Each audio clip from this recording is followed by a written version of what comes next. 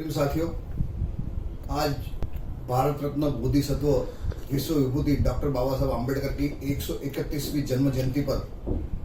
आप सबके सम्मुख मैं डॉक्टर बाबा साहब आम्बेडकर की विचारधारा के बारे में कुछ बताने की चेष्टा कर रहा हूँ। साथियों,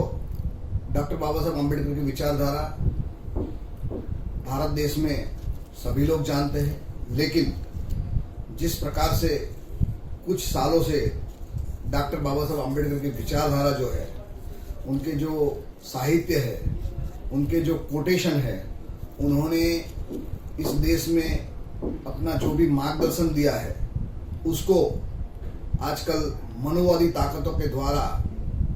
उसमें मिक्सिंग करते हुए, उसमें घालमेल करते हुए ये डॉक्टर आम्बेडकर के जो विचार है उनको धूमिल करने का प्रयास चल रहा है। इसलिए साथियों, आज डॉक्टर बाबा साहब आम्बेडकर की 131वीं जन्म जयंती पर मैं आपके सम्मुख डॉक्टर बाबा साहब आम्बेडकर की विचारधारा जो है, जो राष्ट्रवादी विचारधारा है, वो प्रस्तुत करने जा रहा हूँ। साथियों, आम्बेडकरी विचारधारा किसी वर्ग विशेष या धर्म विशेष की विरोधी या समर्थक विचारधारा नहीं है, बल्कि ये विचारधारा धर्म के आधार पर खड़ी की गई, हजारों सालों से चली आ रही वर्ण और जाति की व्यवस्था के आधार पर तोड़े हुए टुकड़ों को जोड़ने की विचारधारा है। साथियों, डॉक्टर बाबा साहब आम्बेडकर ने भारतीय संविधान के निर्माण के समय भारत देश की 6000 से भी ज्यादा जातियों के टुकड़ों को जोड़कर उनको सिर्फ 3 नामों में तब्दील कर दिया: SC, ST एंड OBC, यानी कि अनुसूचित जाति, अनुसूचित जनजाति एवं पिछड़ा वर्ग। साथियों, इन 6000 जातियों को संवैधानिक रूप देकर डॉक्टर बाबा साहब आम्बेडकर ने संविधान के माध्यम से इस देश के टुकड़ों में बटे हुए लोगों को जोड़ने का काम किया। साथियों, क्योंकि ये जातियां वर्ण और जाति की व्यवस्था के कारण हजारों सालों से सत्ता, शिक्षा, संपत्ति से वंचित थी, और इस वंचित जातियों को जोड़कर उनमें शक्ति प्रदान करते हुए उनको इस देश में जो सत्ता, शिक्षा और संपत्ति से वंचित थी, उसके लिए आगे बढ़ने के लिए डॉक्टर बाबा साहब आम्बेडकर ने प्रेरित किया। साथियों, उससे आगे बढ़कर मान्यवर कांशीराम साहब ने इन वंचित समुदायों को एक साथ जोड़कर उनको एक नाम, बहुजन नाम दे दिया। साथियों, सामाजिक रूप से भले ही वर्ण और जाति के आधार पर वंचित समुदाय के लोग ही शिक्षा, सत्ता और संपत्ति से वंचित है, फिर भी डॉक्टर आम्बेडकर की विचारधारा बहुजन समाज के साथ साथ देश के धार्मिक अल्पसंख्यक एवं इस देश के कहलाते सवर्ण समुदाय के गरीब तबकों के हितों के रक्षा के लिए भी इतनी ही कटिबद्ध है। साथ ही साथ देश के किसी भी वर्ण और जाति की महिलाओं के सम्मान, स्वाभिमान एवं अधिकारों की रक्षा के लिए भी डॉक्टर आम्बेडकर की विचारधारा हमेशा ही कटिबद्ध है। बहुजन समाज के साथ साथ अल्पसंख्यक समुदाय देश की सभी महिलाओं की गिनती करते हैं तो इस देश की कुल जनसंख्या के 90% के आसपास की जनसंख्या होती है। साथियों, साथ ही साथ भले ही कहलाते सवर्ण जातियों में कोई व्यक्ति पैदा हुआ हो, लेकिन अगर वो समता, समानता, बंधुता एवं वैज्ञानिक अभिगम के साथ इस देश के वंचित समुदाय को शिक्षा, सत्ता, संपत्ति दिलाने का अगर पक्षधर है, तो ऐसे सभी लोगों का डॉक्टर बाबा साहब आम्बेडकर की विचारधारा स्वागत करती है।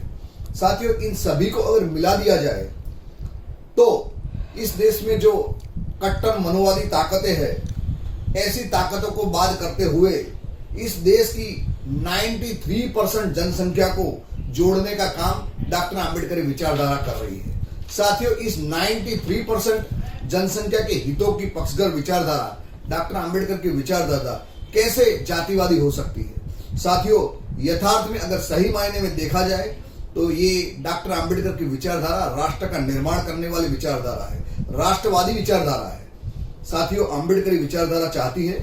कि देश के सभी वर्गों को शिक्षा, संपत्ति, सत्ता के क्षेत्रों में सही मायने में साझेदारी मिले। देश के वंचित समुदाय, अल्पसंख्यक, महिलाएं एवं प्रगतिशील वैज्ञानिक आधुनिक सोच के किसी भी वर्ग एवं समुदाय के व्यक्ति एवं परिवारों का विकास हो, ऐसी डॉक्टर आम्बेडकर की जो विचारधारा है उसका मानना है। साथ ही साथ आम्बेडकर वाली विचारधारा चाहती है कि हजारों सालों से वंचित समाज को अगर इस देश में सत्ता में हुक्मरान बनने का मौका मिलता है, तो जिससे ये प्रगतिशील विचार के किसी भी वर्ग का व्यक्ति जो बहुजन समाज को हुक्मरान बनाने का पक्षधर है, ऐसे सभी आम्बेडकर वाली विचारधारा ऐसे सभी लोगों का, ऐसे सभी व्यक्तियों का सहर्ष स्वागत करती है कि जो इन सब में योगदान चाहती है, जो व्यक्ति इस देश के वंचित समुदाय को हुक्मरान बनाने के पक्षधर है, जो उसमें योगदान करना चाहती है, ऐसे व्यक्तियों, ऐसे परिवारों, ऐसे समाजों का डॉक्टर आम्बेडकर विचारधारा सहर्ष स्वागत करती है। आम्बेडकरी विचारधारा का मानना है कि हजारों सालों से वंचित समाज को अगर हुक्मरान बनने का मौका मिलता है, तो बड़ी बेखूबी से वो वंचित समुदाय के साथ साथ इस देश के अल्पसंख्यक एवं सभी महिलाओं का विकास कर सकती है। साथ ही साथ इस देश में आधुनिक एवं वैज्ञानिक अभिगम का माहौल खड़ा कर सकती है। साथियों, जिससे आगे चलकर इस देश में आर्थिक, सामाजिक और राजनीतिक गैरबराबरी खत्म होने से सही मायने में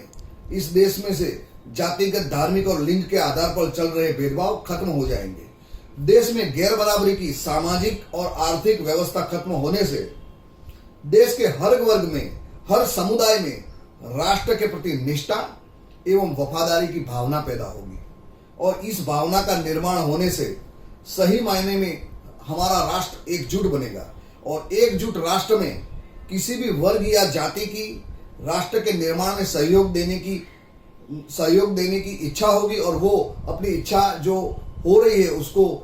ये विचारधारा अपना मौका देगी, अपना योगदान देने का मौका देगी। विज्ञानवाद का इस देश में बोलबाला होगा,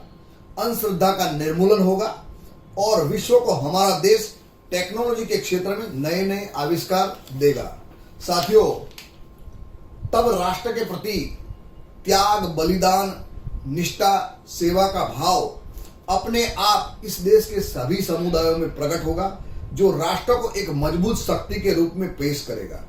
साथियों, तब हमारे देश को सुपर पावर बनने से दुनिया की कोई भी ताकत रोक नहीं सकती। किसी को भारत देश को सुपर पावर बनने से रोकने की मजाल भी नहीं होगी। साथियों, तब हमारा भारत देश सही मायने में सोने की चिड़िया का देश बनेगा। इसलिए साथियों, आज डॉक्टर बाबा साहब आम्बेडकर की 131वीं जन्म जयंती पर हम सबको संकल्प लेना चाहिए कि इस देश में डॉक्टर बाबा साहब आम्बेडकर की विचारधारा को हम घर घर तक पहुंचाएंगे। घर घर तक डॉक्टर आम्बेडकर की समतावादी, समतामूलक विचारधारा को पहुंचाकर इस देश को सही मायने में प्रबुद्ध भारत बनाएंगे और इस देश को प्रबुद्ध भारत बनाकर इस देश को विश्व का सुपर पावर बनाने का कार्य हम करेंगे। ऐसी आज हम सब संकल्पना करते हैं। जय भीम, नमो बुद्धाय।